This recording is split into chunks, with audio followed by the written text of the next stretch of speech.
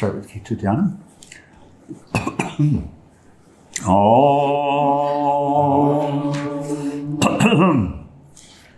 O Bhagavad Gita, by which Arjuna was illumined by Lord Krishna himself, and which was composed of 18 chapters within the Mahabharata by the ancient sage Vyasa. O Divine Mother, destroyer of rebirth, who showers the nectar of oneness upon us.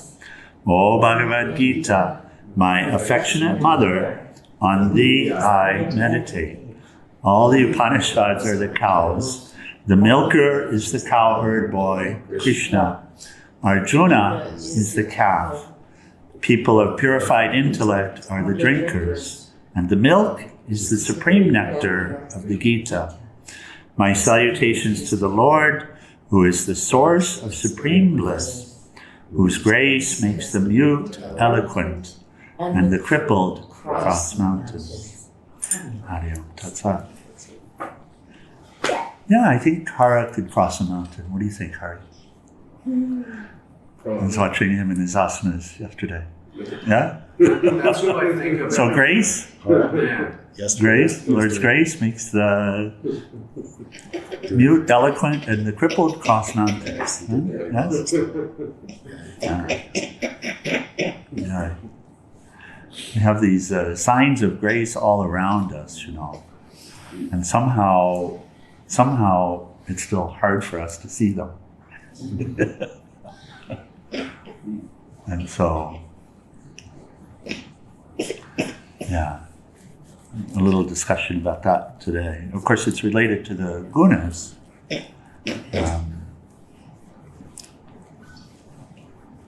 And it's also related to willpower, cultivation of willpower. Willingness. Sorry? Willingness. Willingness as well, yes. Yeah, that's related to the topic today. Okay, good lessons, really good lessons today.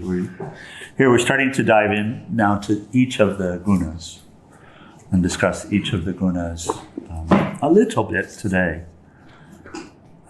And so we just talked about, in the last shloka, that the gunas bind. Bind fast. Bind fast, yes. Bind fast those were the words. Meaning what? Meaning that they bind us to this experiential plane and to this body. This as-if body. This as-if body.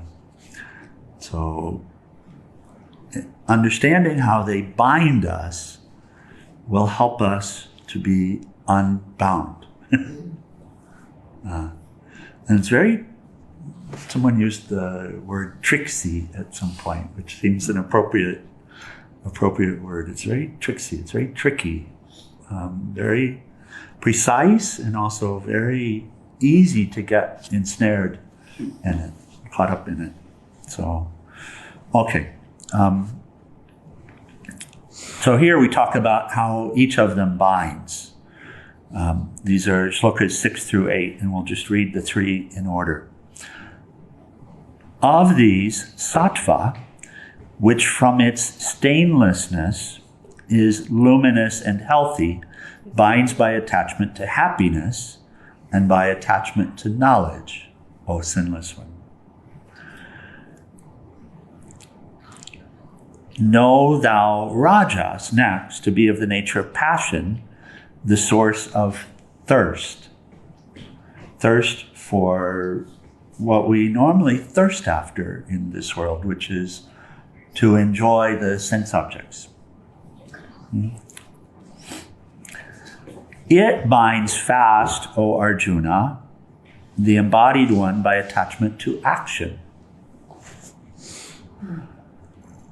But know thou tamas, to be born of ignorance, deluding all embodied beings. It binds fast, O Arjuna, by heedlessness, indolence, and sleep.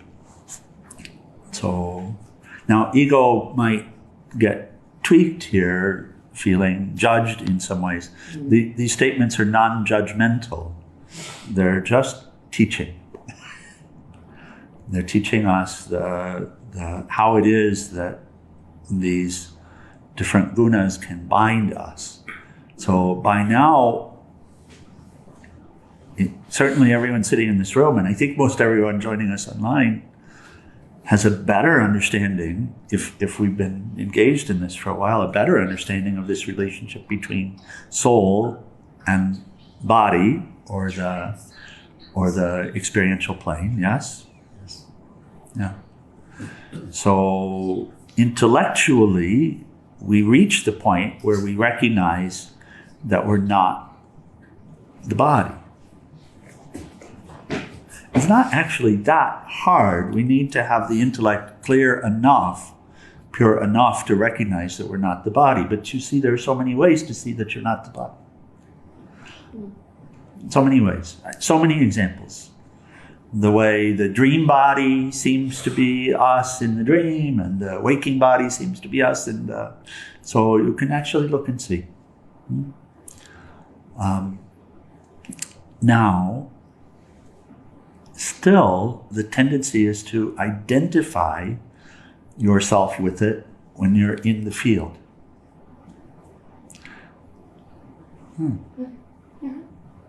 It is. So you can walk around saying I'm not, but as soon as somebody says something that you don't like, why don't you like it? You see, it's just related to the body, whatever they said, or to something that you said, or to some way that you act. Well, that's not an identification with the physical body, that's the astral body. Doesn't make any difference. It's still the field. Body is body. And the physical body is an astral body, my dear. Yeah, you know that too. See? So what's the difference between being bound and identifying with the astral body versus the physical body? Is it really different? Well, the astral is a little bit more subtle, so it's a little bit closer to the truth, at least. It's no closer to the truth. It's like dreaming and waking. It's just the difference between dreaming and waking state. Just like she said, is not closer to the truth. Ignorance is not closer to the truth, and that's in the subtlest body. You could say it's located closer to. What does that mean? That means it's more in the center of the person. So what that means is it's deeper within you, which means it's harder to root out the attachment to it. Yes? So that which is, you see, you have flame and you have smoke. So there's smoke that's closest to the flame, but that's the beginning of the smoke. And here you have light and you have ignorance, avidya. And avidya is the beginning of the person. Yes? So don't you suppose you need to detach from the avidya and not identify with the avidya? With the ignorance? And do you suppose maybe that would be the hardest thing to do? Because it's the closest to the flame. It's the deepest within you until you get to the source. You see? So it's correct, and detaching from the astral body is harder than detaching from the physical body. It's easier to identify with the astral body than it is with the physical body. Okay, so yes, good point. It is easier. But it doesn't mean that it's better. For one who wants to be free, what you want to be free of ultimately is ignorance. Yeah? Right. Yeah. So you don't want to be bound in the astral body, correct? No. No. Or the physical body. Oh, so that's what we're saying. It's the same. It's the same. And the gunas, of course, these qualities are in the astral. And then they apparently manifest out into the physical. Yeah. Yeah, okay. Oh, I was going to ask what might be an example of attachment or bondage to the astral realm. And then you said that. yeah, so, Feelings. oh, yeah. So many. Do you mind? Now, feelings are the same as emotions? Where is a desire? We haven't been through Vivekachudamani and like that yet, but where is the desire? Is it in the physical body? No. Okay. So there's a good example. Where is a feeling of angst or anger? The same. Is it in the physical body? Yeah. So that's astral. Astral body is the mind stuff.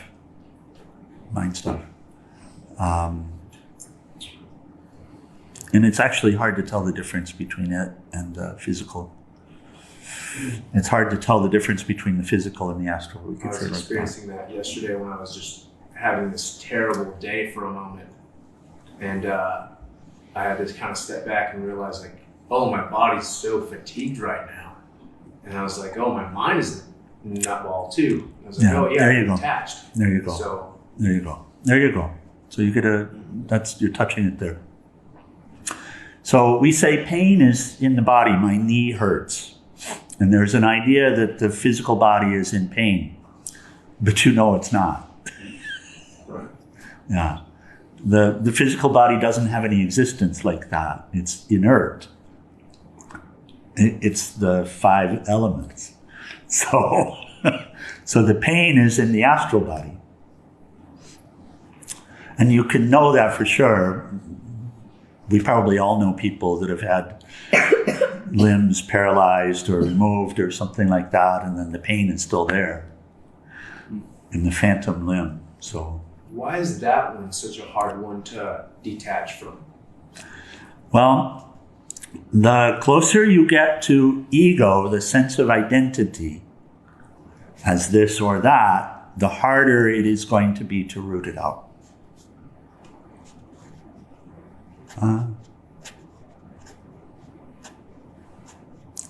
And you can see what bubbles up when there's a feeling of being misunderstood. Even the feeling of being misunderstood is a bubbling. It's coming up. But then arising from that is anger and such, yes? So where is it that your identity is for you to be misunderstood? That's also an arising. That identity is also an arising. But you imagine it to be you. And so, hardest.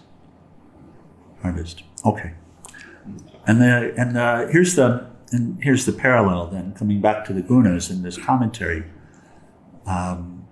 Actually, this identity and the astral, the thoughts, the desires, all of this, are shaped by the gunas, by the nature of nature, by the qualities of nature. You can start to see it. So, okay, and we're just beginning the dive into them. So let's take the commentary. Still speaking about how they bind. Swamiji says, these are fundamental characteristics of the 3 qualities of nature. A knowledge of these 3 qualities is, he says, extremely essential. Our master often asked, do you know which guna is operating in you at a particular time? And so you can ask yourself the question, do I know which guna is operating in me right now? And when you understand the gunas more and ask that question, you can begin to see it. If we do, then we shall be able to adapt our life and activity in such a way as to utilize the operation of the particular quality and prevent it from leading us away from our center, God. So long as one is embodied, one cannot completely disentangle oneself from these qualities of nature. Social workers often delude themselves that the service they render is itself yoga. Deep meditation on these 3 verses will awaken them to the truth that their service is often rajas, which is always accompanied by attachment and desire for worldly objects, name, and fame. So that's a quality of the quality. So the desire for worldly objects, for recognition, even, you see, this will arise. You do something. You're trying to help. You do something. You do it repeatedly. After a while, the thought will arise, what am I getting back for this? And then, if you feel like if you look and if you feel like you're getting nothing, then this feeling will be present about being mistreated. At least they could say, thank you. I have been making food for them. This will be ashram stuff. I have been cooking for them 3 days a week for a month, and at least they could say, thank you. No one says, thank you. So that's actually an aspect of rajas. That's a quality of nature, this doership, this activity, rajas. So, That's interesting because I guess in that act, you could be doing everything in, I guess, a positive or sattvic state, but then upon a different day, reflect back on all the history and turn it into raja in the moment. The thoughts will be in accordance with the predominant guna quality at that point. So the 3, and this is the next shlokas, which we discuss tomorrow morning, but the 3 are always present. But there will be one that's dominant in a particular moment. So, and understand as yogis, what we're doing is we're tamas, the darker of the 3, you could say is the most binding to ignorance. It's of the nature of ignorance, and so it's the most binding to sleep. Here's an example of how you'll see it. When it's dominant, you could be sitting here, and it's like the mind will shut off and can't listen. You could even have your eyes open, but it will, and you have to try to bring something back other than the tamas into the equipment in order to be able to listen. So we've all had this experience, right? I can see, sometimes I can look at you and see, okay, the eyes are open, but they're not here right now. And so for awakening, tamas is the most challenging for us because we can't even be present, not fully present, not really present with tamas. Rajas is this desire to act, activity, and movement.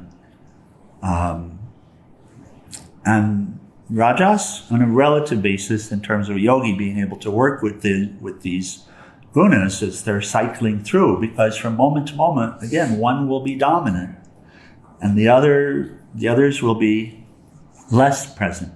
It's not that they're not present, but they're not dominant. And so a yogi, one who makes the resolve to live an intentional life and to come out of the attachment to the bodies, then will first want to cultivate rajas, activity, action, because then you can work with it.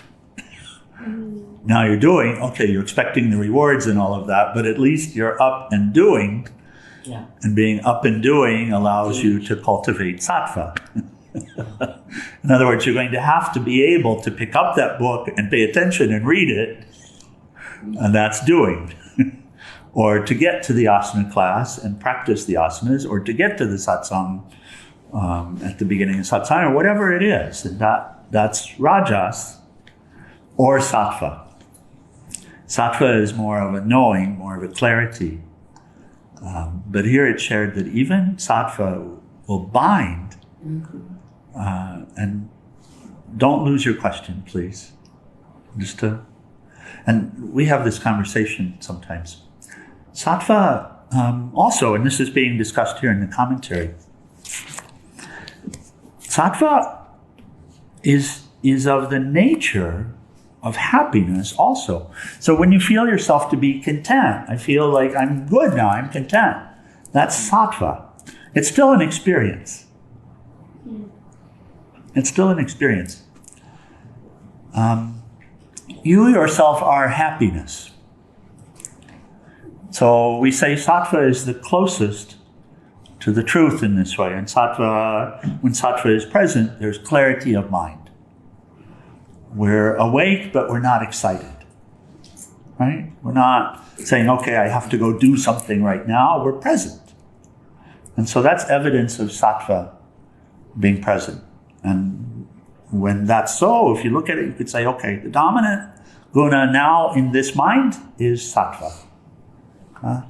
And so sattva is a great aid because you can be present. You can listen. You can study. You can engage in action in a joyful way, where you feel good while you're acting. You're not looking for something back. You're not all caught up in this recrimination and judgment and all of this. So sattva is pure in this way. But it feels so good. And we cultivate more of it, and then we crave it because we know what it is. And so this is tricksy because we want to cultivate it, but we don't actually want to attach to it. This amazing thing we get to, and we'll be told yoga will lead you to happiness. And it's true, yoga will lead you to happiness. But along the way, you might find yourself attached and bound to sattva. And bound to any of these qualities is bound to the earth plane, bound to the experiential plane.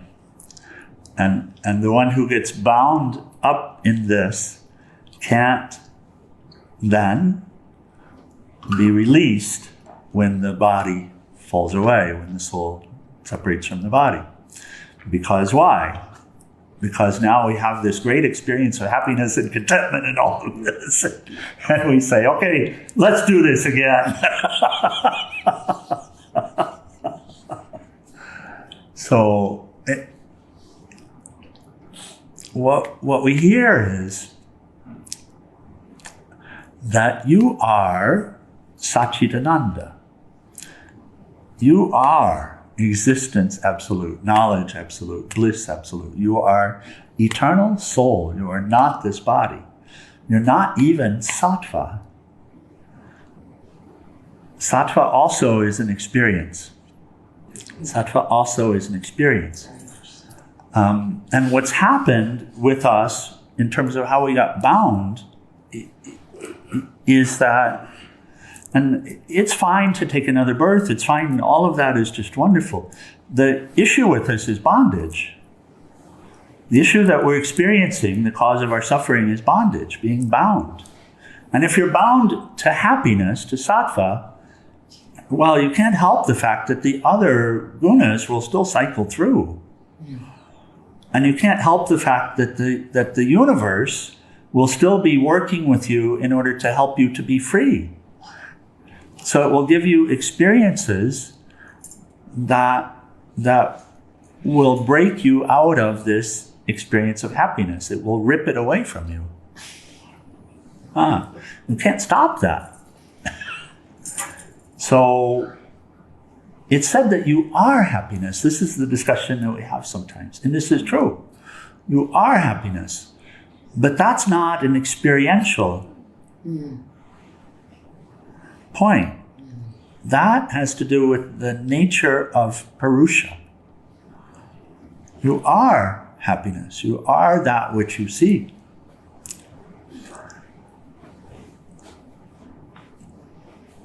When you actually know that, you will allow whatever is to happen here to happen. You'll allow the gunas to cycle. You'll allow the experience of sorrow. You'll allow the experience of pain. Because all of those experiences are just in the body, as bodies. They're just in the bodies. They're not you. They're in the clothing that you're wearing.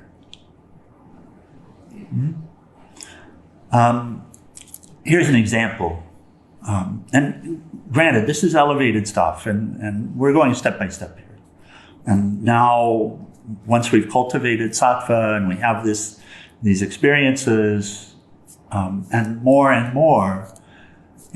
the practices and in really dedicating one's life to karma yoga, developing devotion, all of this, you experience more and more sattva. You will. You already are. Yes? You will. And it'll continue. And you will find yourself getting bound to it and expecting it all the time.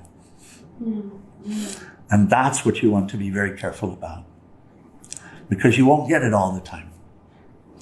And if you don't get it all the time and you're expecting it all the time, then the same angers and all of that will arise. And that whole cycle will catch you once again. And the thing is, you would think that's the goal, to stay in sattva all the time. Yeah, but it's impossible. But it's impossible. Right. Yes. Might you create a rajasic state trying to attain sattva and a sattvic state accepting the raja? So you're none of these. So you're cultivating. Cultivating is a good word. Cultivating is a good word. Like growing in the garden. At no point are you the plant. Does that make sense? At no point are you ever the plant. You're cultivating a garden. In this case, at no point are you ever the mind. But you're cultivating sattva. First you're cultivating rajas, and then you're cultivating sattva. How do you cultivate rajas when tamas is dominant? Well, see, tamas is, none of these are ever all the time. So even if your predominant state is tamas, then you will have some experience of rajas and you will have some experience of sattva. Both within your own inner instrument, you will have. And so when you have those moments of clarity, you recognize and affirm, I need to be up earlier in the morning. I need to do this, I need to do that. And you'll find an inner battle in order to do it. But in those moments where you have clarity, you keep resolving, and you'll find that rajas naturally starts to be cultivated and starts to come. And now you find the ability to get up earlier, now 5 a.m. in the satsang hall chanting the Maha Mantra. Right? So rajas being cultivated like this. And then also still moments of clarity, and you resolve to yourself. See, this is always about resolve. When you set resolves, things happen. If the resolves are firm, and if you do your best in order to honor them, things happen. It's not different than raising the hand. We do this, When you raise the hand, if you look at what's happening, you don't know. You just know that you had the will to raise your hand. And then the universal factors raised it. The resolve is the intellect. Resolve is in the intellect and conscious mind, yes. And willpower is cultivated, is developed by observing satyam, by being honest with yourself and honest with all. Honest and truthful. Then willpower strengthens. If you're dishonest, it peters out. It goes down. So this is why the precepts in Raja Yoga, for example, why they're so important. Because when we do our best to observe them, then we find the capacity to do it. And as we find the capacity to do it, we're cultivating sattva. If the goal is not to attach to sattva either, then what to do? then don't attach. You resolve that too. You resolve that too, and you make choices.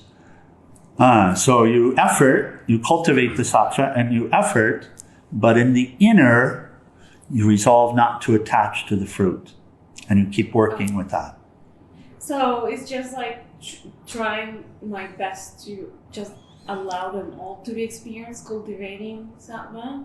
Yeah, cultivating sattva and acting from a place of sattva, but recognize that I'm not the actor. And that's also conscious mind, and that's also a quality of sattva, but you keep working it. You keep working it because the soul is underlying from a very practical standpoint. It's the soul that is as if extracting itself from this bondage. This is practically speaking, when we're practicing, that's it. It's not exactly that, but that's it. Here. So this was the example I wanted to share. Amma. We all know of Amma, I think. One of, the story was shared with me a few years back. One of Amma's Swamis, one of her fairly senior Swamis, he had a chronic pain in the back, chronic back pain. And it was making it very difficult for him to execute his duties.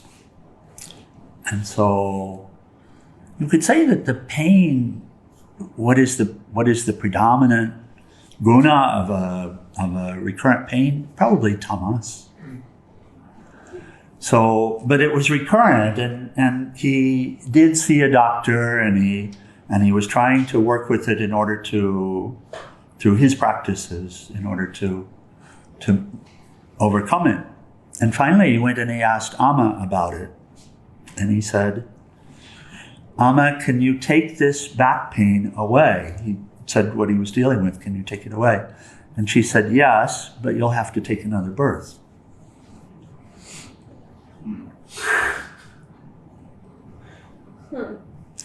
And what is that? So that's an attachment to sattva, guna. The stainless state where there's no pain and where one is happy. But you see, it can't last, nothing lasts. So finally we come to a place where, and here's where the real honest joy, not an experience of happiness. Sometimes we say a joy that resides with you, that abides with you, that allows you to experience the sorrow within this world without losing yourself. So that allows you to experience the gunas at play without losing yourself, without being bound by any experience, without craving after any experience. Paramahansa Yogananda says the yogi must be still in the midst of crashing worlds. You know, right now in Ukraine, the worlds are crashing. The bombs are coming into Kiev and like this. And so very rajasic, very much rajasic, with a lot of tamas, a lot of ignorance. Ignorance is dominant in this situation, and then Raja is trying to do something in order to get what? Happiness. It won't bring it, but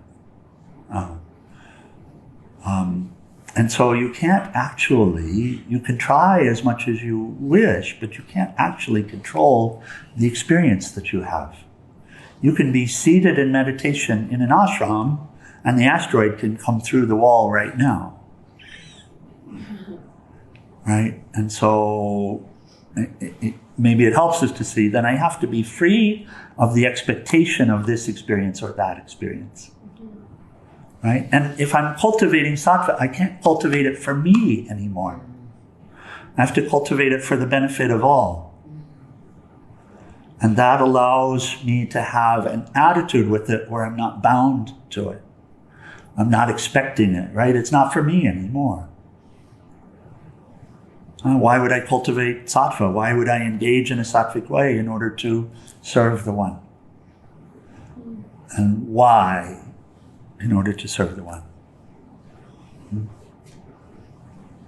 Because why? Because sattva allows one to discover who they are. The more sattva is cultivated in the mind, the more it's possible to discover who you are. So if you wish to offer something to the world, what would be better than that? Right? The ability to recognize who you are. And an inner environment that supports your coming to know who you are. And to discover your own self and to share your own self, to discover yourself in all, to come to the place of non-disturbance, of samadhi. It's you see this, doing for myself, it's so deeply ingrained. Right? Now I have this happiness and I need to keep the happiness. But you'll only have it eternally when you let go of it.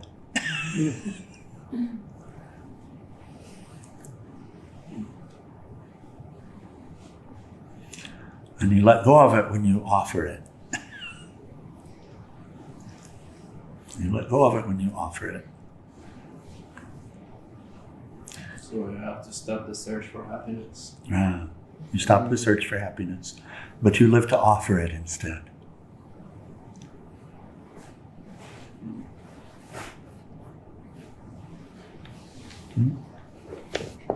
It's hard. It's hard, yeah.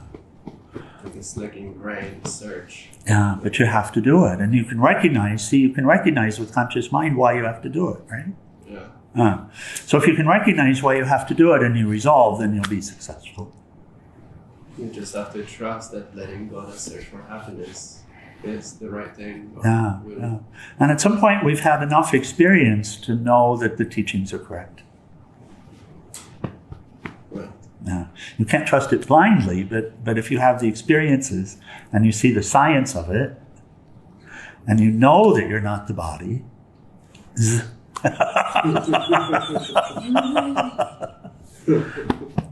oh, Namah Shivaya.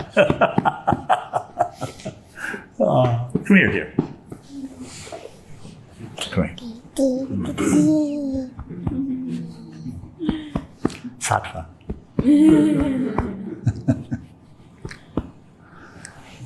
Sattva. So if you know you're not the body, it's not integrated, but if you know it, and if you know that even sattva can't be craved, that I have to offer it sattva instead of take it for myself. If you know that, and if you resolve, then you have the capacity to cross over the ocean of samsara. Huh? And this is what is wished for all of us. Oh, okay, we should close.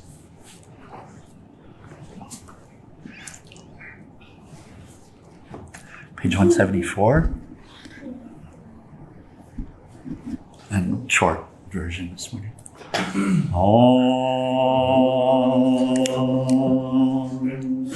Om Trayambakam Yajamahe Sugandhim Pushtivardhanam Orvai Rukameva Bandhanan Mrityur Mukshiyamam Mritat Om Trayambakam Yajamahe Pushtivardhanam Orvai Rukameva Bandhanan Mrityur Mukshiyamam Mritat Om Trayambakam Yajamahe Sugandhim Pushtivardhanam Orvai Rukameva Bandhanan Mrityur Mukshiyamam Mritat Om Sarvesham Swastir Bhavatu Sarvesham Shantir Bhavatu Sarvesham Purnam Bhavatu Sarvesham Mangalam Bhavatu Sarve Bhavantu Sukhinaha Sarve Shantu Niramaya Sarve Bhadrani Pashanto Makashi Dukhabhat Bhave Asato ma satgamaya, tamaso ma jyotirgamaya, mrityurma mritam gamaya.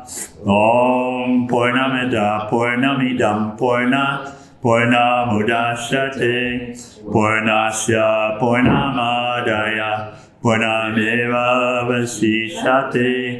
Om Shanti Shanti Shanti. O adorable Lord of mercy and love, let us abide in thee forever and ever. Om Bolo Satguru Shivananda Maharaj Ki, and for all the saints and sages of all the traditions.